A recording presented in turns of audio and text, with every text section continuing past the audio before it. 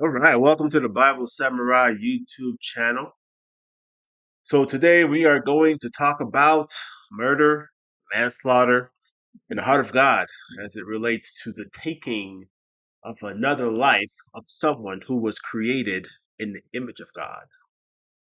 So the application of this is going to be this, these algorithms. I've been getting a lot of suggestions, recommendations by algorithm to click on this the situation concerning Carmelo Anthony and Austin Metcalf.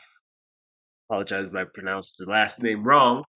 And I watched a few videos, and apparently it's the next viral black on white, or white on black race based um, crime or situation. A few years ago, it was about Black Lives Matter and the back-to-back police shootings, which haven't stopped, but the media just isn't covering it anymore until I don't know, it's in another election year. But in any case, Cain killed Abel. This is where it all begins, and as you can see, everyone has their own point of views and the framework in which they reach their conclusions. So let me just go ahead and play a news clip concerning this, and then we're gonna hop in. I got a few videos lined up. I got people having their talking head opinions. Um, then we're gonna look at what the Bible has to say, the framework, the scripture, as we look at this. So we got, well, you guys gonna see. I got quite a few videos lined up. I got the race baiter Omar here. Um, got the white supremacist fella. This guy right here on the left, who's afraid of black people. So he says. And then we're going to look at the biblical framework of when it's justified to take away life. Um, so let me just get it out the way, just in case you may be curious on where I stand on this whole situation. Honestly, I find it amazing how it's even a matter of debate or discussion. This is an open and shut case.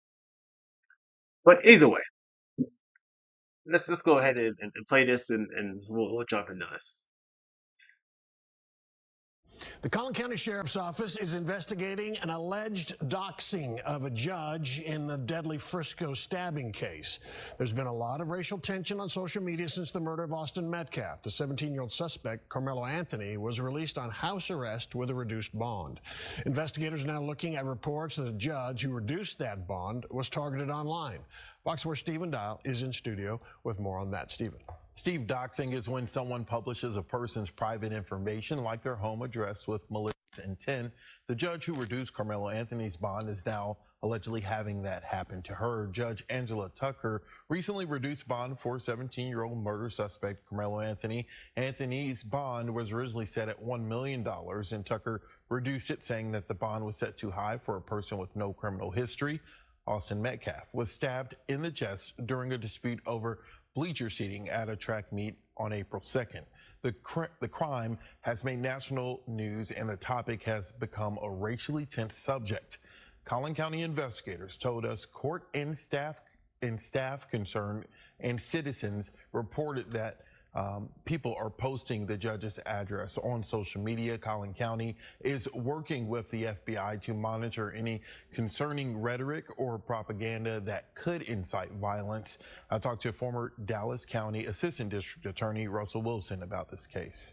Certain information is publicly available, but Maybe only government workers that work in what's classified as high-risk jobs can apply for a confidentiality request where your public records are sealed.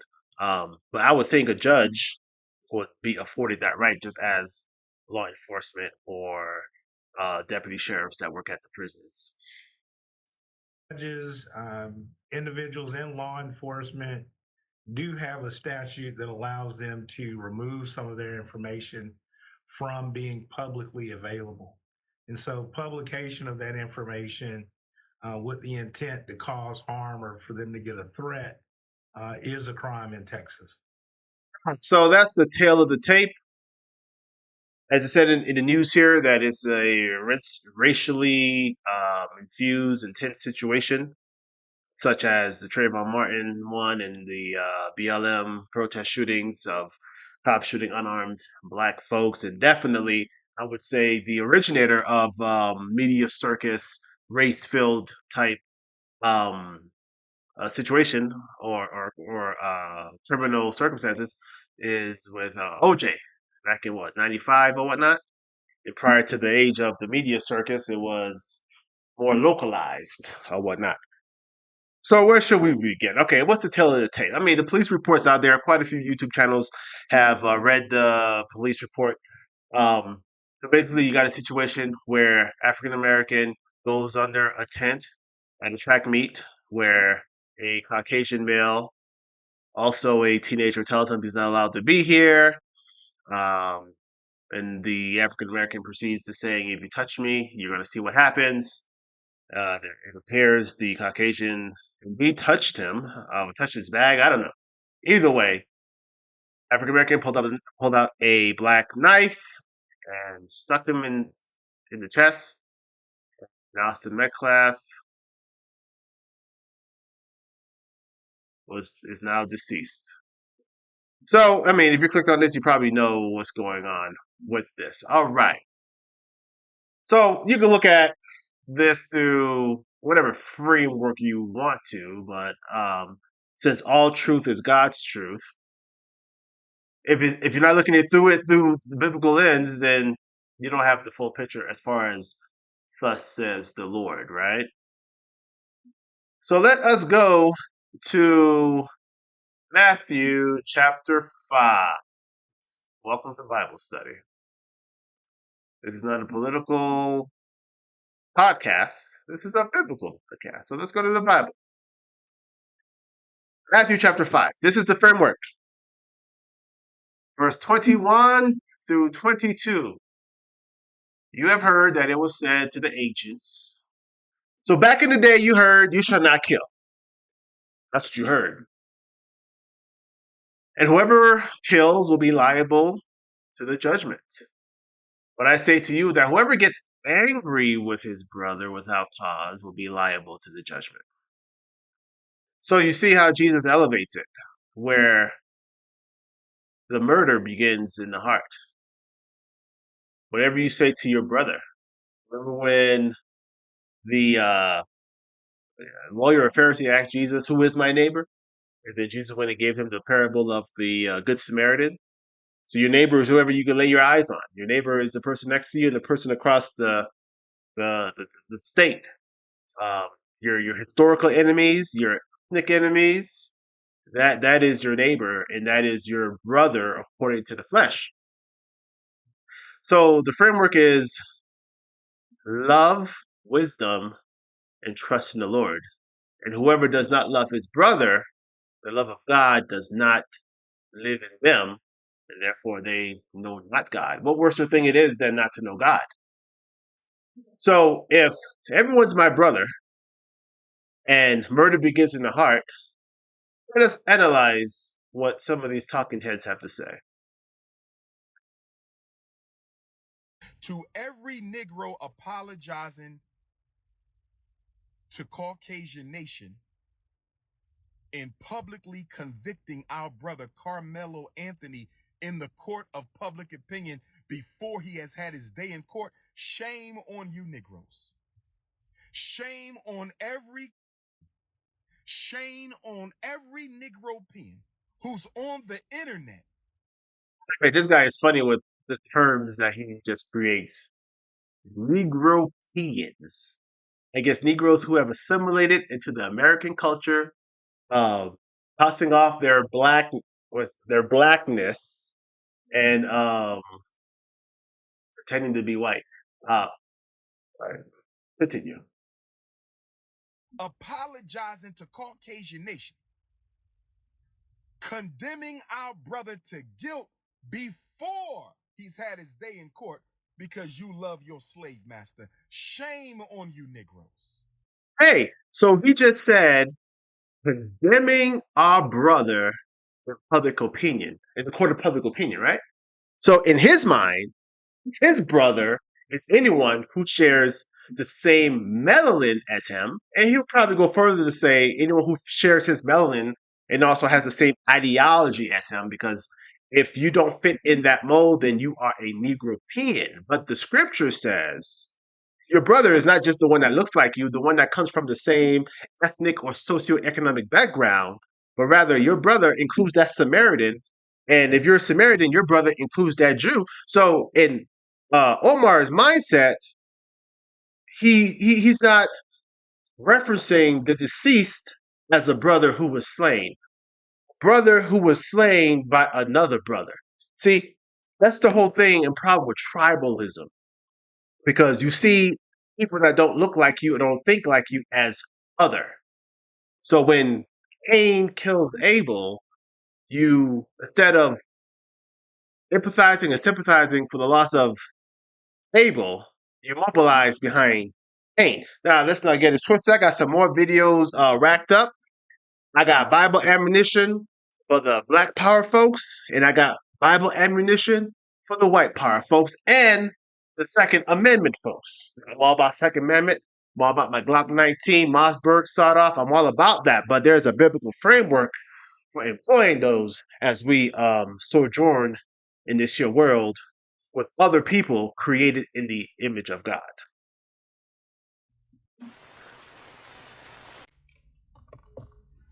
All right, so this is 15 minutes long. I'm not going to play all of it. I'm going to give him 5 minutes. I want to say this, that a tragedy took place in Texas a few weeks ago. Brother Karmelo Anthony defended himself in a state that has a stand your ground law, Texas. In a state that has a stand your ground law. In a state that freely allows people to walk around with guns without a license to carry. In a state that promotes the right to self-defense, a young brother exercised his God-given right to self-defense. All right, so I'm telling you guys, it's all about frameworks. You see how he's setting up the framework? He is running off the state's law as far as the right of self-defense. High five, I'm all with it. But we'll get into it later. Because Karmelo is taking the stance of self-defense, he doesn't stand a chance.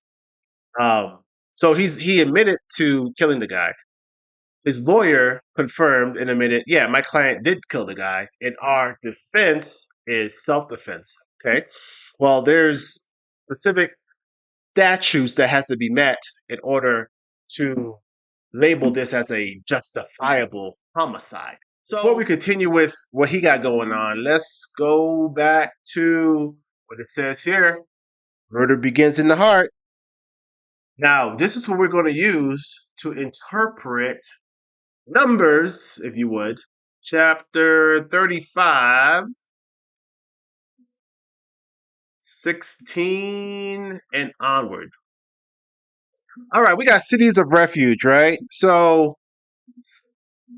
just to give you guys a little summary, there were 6 cities of refuge. If you killed any person unwittingly or unwillingly, such as, crime of passion, you walk in, you see your spouse cheating, and you just shoot up the whole place, it's a crime of passion. Or what Carmelo Anthony did. He reacted, his anger. He didn't premeditate it. He didn't plan it. You can make an argument, well, once he said, if you touch me, see what happens, there goes the planning. I'll let the elders determine whether or not that's sufficient for actual premeditated malice in your heart type of conviction. But just for the sake of what we're talking about right now, let's just say that it was a crime of passion, reacted, initiated, because of the individual that closed the distance, who chose not to be loving himself and allowing him to stand under the tent while it was raining. But nevertheless, you will flee to these cities of refuge. That way, the blood avenger wouldn't catch up to you and slay you. That way, you can have your day in court. But what I want to get to, I wish it. I'm all about King James, but I'm not all about King James. If he smite him with an instrument of iron, so that he die, he is a murderer. The murderer shall surely be put to death. If you smite him by throwing a stone, like when David killed Goliath, or you picked up a rock and cracked him in the skull, like Cain did Abel, and he ends up dying, he is a murderer. The murderer shall surely be put to death. Smites him with a weapon of wood, he is a murderer. The murderer shall be put to death. So this, we have to understand, though, is ancient Israel, Mosaic law, the law of sin and death, right? But grace and truth is with Jesus Christ, which is why I started with Matthew and how, okay, murder begins in the heart, but nevertheless, here in Numbers, this is civil laws. High in Romans, it says all government is given by God, and this is the government that God has given the children of ancient Israel to hold back evil, to hold back purge, in which everybody starts going all Sodom and Gomorrah like, whether it's with murder, revenge, retaliation, or sexual sins and whatnot. But here we're talking about murder itself. But nevertheless, in taking the whole counsel of God, mercy triumphs over judgment. So it's like you gotta mix it all together to have a clearer view on the heart of God, and yet the government institution to punish criminal activity, as it says in Romans, how the government does not bear the sword in vain. So we see the mercies of God, in which when Cain killed Abel, God did not, in response, kill Cain, but rather he marked him and he had mercy upon him. Yet when God gives his government institution of the punishment for killing someone, or rather murdering someone, which is the killing of someone with malice or intent, is that they should forfeit his life, which the Lord first communicates after the flood. I believe it's in Genesis chapter 8, to where if anyone takes another man's life, then his life shall be forfeited, for in the image of God he was created. I don't see it yet, but it's in here. I'll throw the reference up here after the fact. Okay, so let us go back to Omar, right? Before we do that, though, we have the mind of God in terms of judgment on those who murder other people. Now, I have to keep correcting myself with kill and murder because they're different. So let me take you, all right, from the top. If a man steals an ox or a sheep and kills it or sells it, he must pay back 5 head of cattle for the ox and 4 sheep for the 1 sheep. If a thief is caught breaking in and is struck so that he dies, there will be no blood guilt for him. Wow. There we go. We got justifiable homicide. 22, verse 3. If the sun has risen on him, then there is blood guilt for him. A thief must surely make full restitution. If he has nothing, then he will be sold for his theft. So check this out. Someone breaks into your house at night, right? You kill him, you're good. But if someone breaks into your house during the daytime, you kill him, then you are guilty of blood guilt. Now, does it mean that you're going to be put to death? Not necessarily. Now, you need to put on your running shoes and make your way to one of those 6 refuge cities, one of those 6 cities of refuge, where council of elders will convene and see whether or not it was a justifiable homicide. So as we see in this first verse, however, he's coming in at night. You presume that he's coming in to do harm. As far as you're aware, you don't know whether or not he has a weapon. For the preservation of your life and the life of your family, you unalive him, as Omar would put it. But whereas where the sun is risen and you are fully aware of whether this guy is armed, or you have a better idea of making a judgment call on whether he's coming in to do you harm. Because typically, if a thief's trying to break into your house, right, and he puts eyes on you, or you shout, you say something, typically, right, they take off running. But if they continue to pursue and make trips to your house, then well, this is a motivated thief that may have even more of an intent besides stealing and committing or committed to appropriating you and divorcing you from your property by any means necessary. Um, so absolutely, there is justified homicide, but if the sun has risen and you can clearly give a 360 observation on whether or not this should result in deadly force, then the elders will have to convene and make a judgment call on whether or not you acted appropriately. So let's go back to Buddy Rowe. Give him up to 5 minutes. Now that we have a biblical understanding of loving your neighbor, murder begins in the heart. We're all brothers. Even if someone says, "You're not my brother," well, you know what? I am, because we all come from the seed of Adam. And also the difference between justifiable and unjustifiable homicide. So it's all about the preservation of life, not taking people's lives where it's unnecessary. He has to stand trial before a jury of his peers in Texas to see whether or not the act was done in self-defense or whether or not it was done in cold blood. I wasn't there. You wasn't there. I don't know what happened. You don't know what happened. But what I do know. The situation was reversed. He would know what happened. He would be quoting the police report. Well, the police report says that such and such killed someone. You know, the white Caucasian took the knife and stabbed our brother in the heart. He would know then what happened, but now it's reverse tribalism, bias, partiality. Now the claim of ignorance.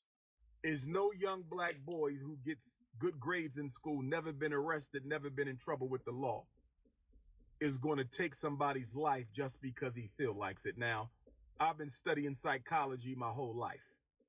I have 3 degrees in it, including the highest credential, which is a doctorate in clinical psychology.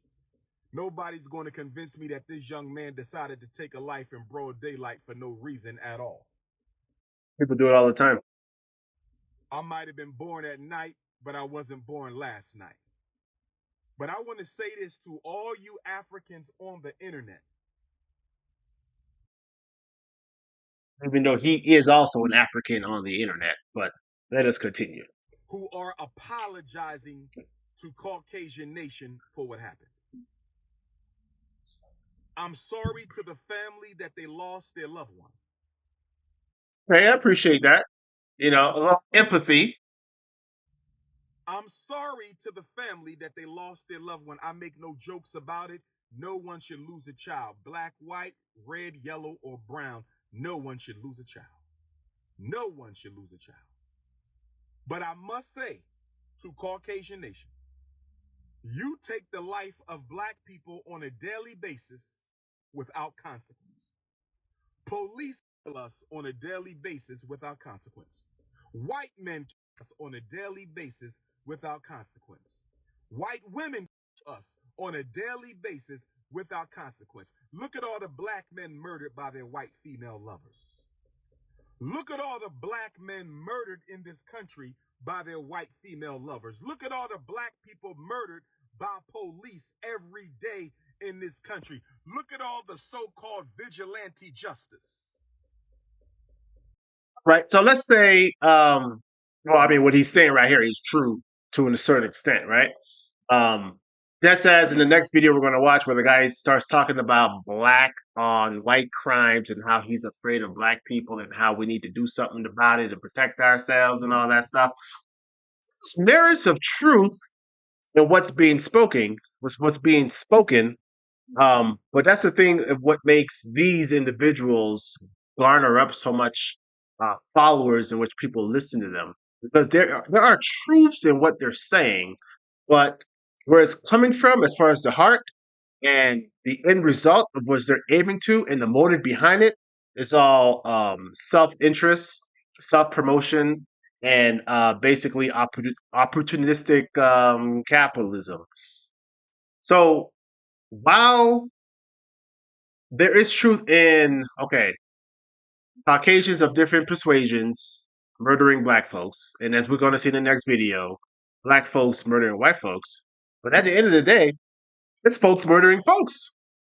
But people want to chop it up and put a color on it because it can be packaged up into something in which, the Fox News get people listening to them and hoodwink them to get them, if I may, in Matthew chapter 24, there's a reason behind all this. These people are doing what they're doing, but there's a reason behind, there are spiritual forces behind all of this, because Jesus said in the last days, nations shall rise against nations, people groups against people groups, and nations shall go to war. I am butchering a little bit, so let me go ahead and pull that up. That's in Matthew chapter 24. Matthew chapter 24, verse 7. Here we go. Signs of the end of the age. As he was sitting on the Mount of Olives, his disciples came to him privately and said, "Tell us, when will these things happen? What will be the sign of you coming and the end of the age?" Jesus answered them, "Watch out that no one misleads you. For many will come in my name, saying, I am the Christ, and they will mislead many. You will hear of wars, rumors of wars. Make sure that you are not alarmed, for this must happen before the end is still to come." Here we go. "For nations will rise up in arms against nations." So those people that want the Dylan Roofs of the world, that's itching for a race war and all that stuff, they're gonna get it. Nations, because it says it right here. "Nation will rise against nation, and kingdoms against kingdom, and there will be famines and earthquakes in various places." But you may say, "Hold up, Brother JR, it says nation against nation." Yep, because nation right here, ethnos. Ethnos, that's where we get the word ethnicity. So as you can see, it says a race as of the same habit, that is a tribe. Don't they have, we have tribalism in these here United States? We're a melting pot, but we got our own tribes. Gentile, heathen, nation, people groups. Ethnic groups shall rise against ethnic groups. But I think George Zimmerman pursued an unarmed Trayvon Martin and unalived him. Do we need to go down? What about all the masses of black people by Caucasians in this country? Dylan Roof is still alive and breathing. Dylan Roof is still alive and breathing. this guy talks like he's preaching. If he was born again, he would have been a preacher. Easy response is two wrongs don't make it right. Just because our people have experienced injustice by the justice system doesn't mean that standing with individuals that look like us, even though they're guilty, is the right thing to do. Doesn't mean that standing with OJ, even though he was guilty, is the right thing to do. Or that female, the track meet, the one that cracked the other one in the head while they were running. And the media went after her, and so NAACP showed up and other, black talking heads defending her criminal activity, which was simple assault battery. While at the same time, okay, in this day and age, because of social media, things can be amplified, right? Should someone be symbolically lynched in the court of public opinion because of something they did? No. The act should be, but not them and their character necessarily. But it doesn't mean that now we as African Americans should stand with each other regardless of whether they're guilty or innocent. That's tribalism. So to Caucasian nation, it is very hypocritical for you to say black people need to feel for your loss, although we do, because we are the only human beings on this planet. According to your scientists, we are the only 100% organic, certified, real human beings on the earth. All other human beings have Neanderthal DNA. Isn't this what the white supremacist, racist scientists said during the slave time? One of the reasons, or one of the arms they use to justify slavery. They use the religious arm in butchering the biblical text, and the scientific arm, as far as black folks being 2/3 humans and not being 100% human beings. And now this is the same mindset or nonsense that he's spewing in reverse. So it's the same spirit behind our fellow brethren.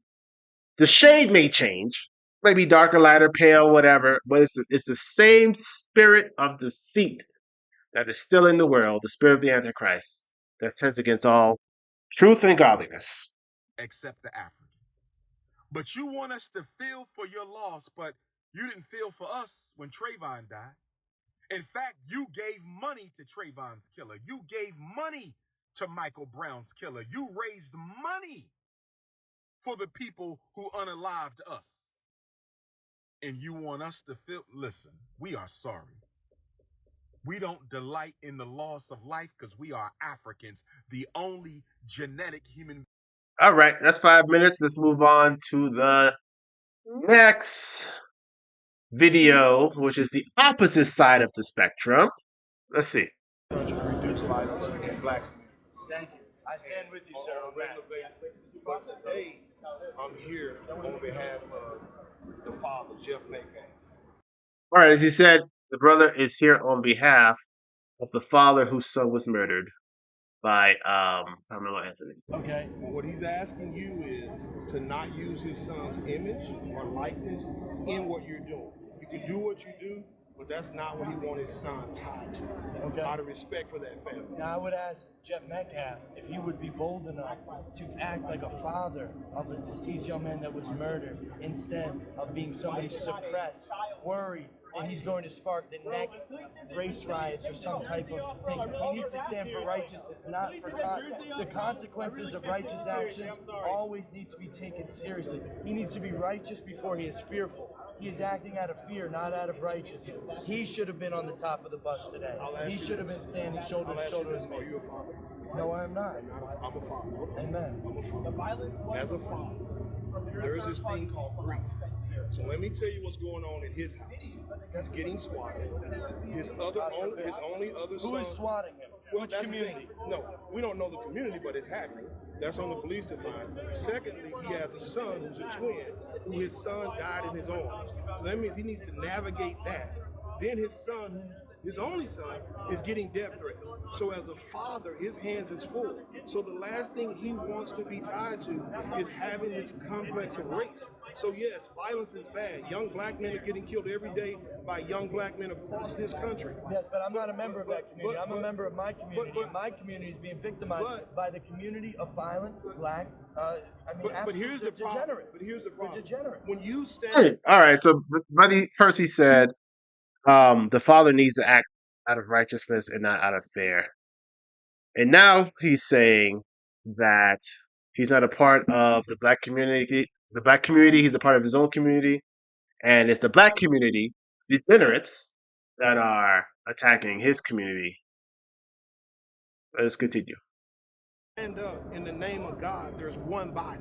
Amen. And if you're not a part of that body, I could read statistics. So I'm also a pragmatic human being. So I understand when there's a problem, it needs to be addressed head on. If you tiptoe around a problem, that's how you get to the end result. So your biggest concern is the loss of white life by black people? No, that's not my concern. I have concern. The concern is a repeating pattern. It doesn't stop. It just keeps going on and on and on and on, and we just can't.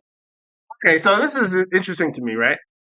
So let me call him this dude right here, white supremacist. I don't know him. I've never heard of him, never seen him until this video. So I don't know what to call him. Let's call him white fear, afraid of black folks. I don't know. But then I got the black dude right here next to him, or Indian. I don't know what's his ethnic group. So I'm confused. I'm not sure what's going on, because this brother is also afraid of black people. But I could have sworn he was, according to American standards, black. But let us continue here. Ignored any longer. If it stops, we're good. So let me answer that question. Do you believe more white people are killed by white people or by black people? Listen, by strangers, it's 2 to 1. Every single race in domestic issues, because we live amongst each other. Cool. Now, they're going to go back and forth, and there's a point where the brother calls the father and puts him on the phone to tell this white fella, Caucasian dude, to stop using my son's name for your agenda. And the audio is not too good on this video, but on someone else got a different angle. Hey Jeff, it's Jake Lang here. Yes, sir. What can I do for you? Jeff, first of all, my entire heart rests in your hands. I would be in my position, not even as somebody even knew your son, but somebody that shares the same understanding. I grew up as a 17-year-old young white man too, and I grew up in fear of my life around black people because they were killing and robbing people around me all the time. And I don't understand, as I was a father, you could sit idly by and not condemn the culture that killed your son. There is an epidemic problem in this country, and your voice could be one of the loudest voices in this country, but you've chosen to recoil out of fear and continue the suppression. Why will you not stand with me and with the rest of the people? We're not calling for racial divide. We're not calling for hatred. We're saying 350,000 attacks on white people by black people a year in this country is wrong. Why can't you stand that and say with that? Maybe you can. Would you be willing to stand by me in a press conference or in an individual interview and talk about this issue that is larger than Austin at this point? God rest the beautiful young man's soul that would have been one of our strongest voices if he was still alive today. You know, this is very debased. First, he says the guy's in fear, and then he said this issue, which is bigger than Austin. He called a man who was grieving the loss of his father and told him that this issue is bigger than your deceased son. That is such a, it's not even a slap in the face, man. It's a spit in the face. It's so unsympathetic, unempathetic, immoral to try to hijack somebody's grief for your own agenda and then tell them that their cause and their agenda is bigger than the life of your son. Are you done? Yes, I am, sir. Okay, my turn to speak. You are part of the problem, my friend. You're trying to create more race divide than bridging the gap. I do not condone anything you do. You do not have any. That's called white guilt. No, let it talk. Of my son. Let me finish. I gave you your time. You take my son's face off your website. I am not associated with you. You're creating more Austin Metcalfs with your weakness, sir. Tells the man he's creating more deceased Caucasians by the hand of black people because he is being weak. That is so insulting, disrespectful, and horrendous of a thing to do. So it's the same thing, right? You got the brother, Dr. Omar, exploiting the opportunity, and he does this in different type of scenarios for his own agenda. You got this Caucasian fella exploiting this opportunity for his own agenda, both men who do not love the individuals that they proposing that they're standing for. Because if the motive was love, the speech and the words that comes out their mouth would have been different. You are creating more Austin Metcalfs with your weakness. An ethnic group shall rise against ethnic group. So let me give you guys just a little bit more of this video, because after the conversation with the bad audio, they keep going back and forth. Metcalfs with your weakness. You are being weak. I gotta be honest with you about that, sir. You're being weak. Condemn your son's killer and the culture that caused it. Hey, Jeff. That's the problem. You've been submitted. Hold on, hey, Jeff. You've been submitted. I'll handle it from here. You've been submitted, sir. You're not gonna make If us we back were all, down. if we were all of your nature, down. Guys, listen. You're Let me not say gonna this. save what a us. weak Not man. Do you know who you're talking to? You don't, do you? I'm talking to a black man. You don't. No, you're not. Okay. You sit here, you talk about Trump. But I am. You're not Google gonna my make me name back and down. Trump. No. When you do that, my name is. I agree with Black No, Mills winning, Google that. but they're not winning right what now. You're doing, They're becoming but what degenerate. All right, so I think the freaking fella with that cool hat was saying that he perhaps votes Republican and he may have campaigned for Trump. I don't know. But yeah, this is a very great segue into how, so the Caucasian fella says, when he asked him, "Do you know who I am?" The Caucasian fellow said, "You're a black man," um, and that's how these people, including the media, the mainstream media, talking heads like Omar, and so many other YouTubers out there, or even people that watch their videos, they view themselves as black. You're white. You're Hispanic, and that's who you are. But in the Book of Revelation, when it talks about the tribes and nations and peoples that are standing in heaven who've been saved out of the great tribulation, God saved people from all languages and all people groups. And not one time the Bible refers to someone's skin color to identify them.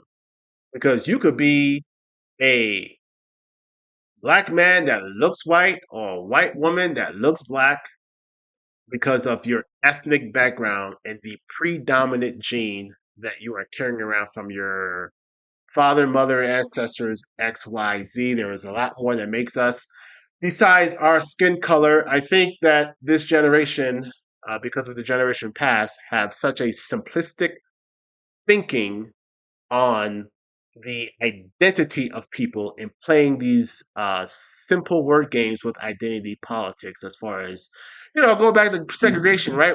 Whites only, you know, um, or Negro fountain, the division that behind these people groups and the spiritual demonic entities and forces that infuse their minds with folly and debased thinking, to where when you see them behaving this way, they're behaving in the character of of what they worship.